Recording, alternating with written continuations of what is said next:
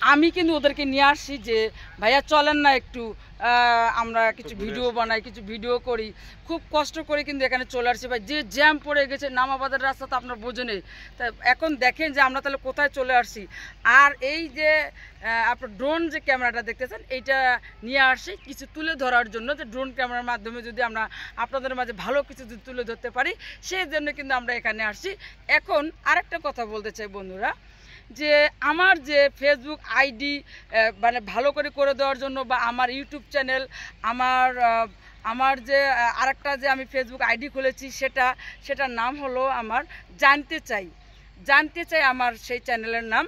তো আপনারা কিন্তু আমার চ্যানেলটা কিন্তু সাবস্ক্রাইব করবেন এবং আমাকে কিন্তু বলবেন যে আমার ভিডিওগুলো কেমন হচ্ছে, এবং আমি যে কথাগুলো বলতেছি আমার কথায় যদি কোনো ভুল হয়ে থাকে সেটা কিন্তু আপনার ভালোবাসার মাধ্যমে কিন্তু আমাকে বলবেন।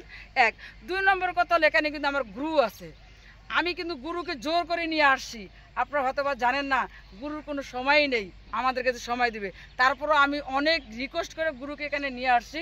তো আমার গুরুর জন্য সবাই দোয়া করবেন। আমার গুরু কিন্তু দীর্ঘদিন অসুস্থ ছিল, দীর্ঘদিন বলতে কি 5-6 বছর অসুস্থ ছিল, তিনি কিন্তু স্ট্রোক করেছেন। আমার গুরুর জন্য সবাই দোয়া করবেন। আমার গুরু কিন্তু স্পষ্ট ভাষা বলতে পারে না, কারণ উনি বলতে গেলে ওনার মুখটা কিন্তু একটু হলো বাঁকা হয়ে আছে।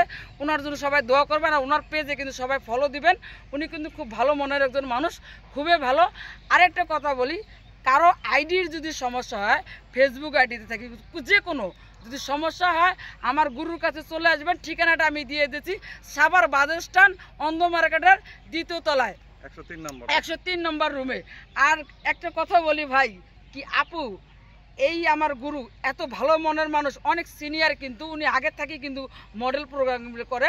আমি কিন্তু সেটাই বলছি আপনাদেরকে। কিন্তু আরেকটা কথা বলতেছি, যে এই যে পরিবেশটা দেখেন কত সুন্দর একটা পরিবেশ, আপনাদেরকে আমি সেটা দিয়ে সবচেয়ে বড় কথা হলো কি হাঁস আপনাদেরকে